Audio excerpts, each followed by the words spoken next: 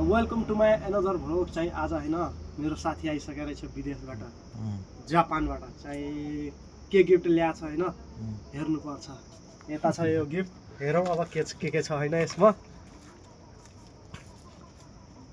जापानको प्याकिङ छ, खत्रै छ प्याकिङ त।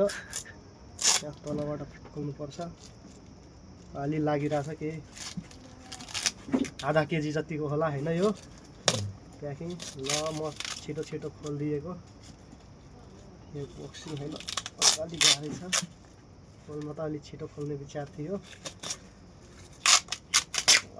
प्याकिङ त दामी छ त, जापानको प्याकिङ होइन। अब हेरौँ ल के हो यो, के हो यार।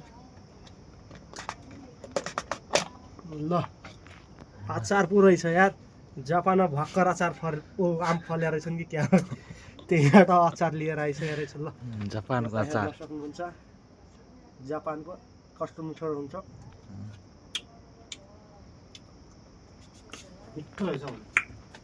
मिठो रहेछ यार, जापानको अचार एकदमै मिठो।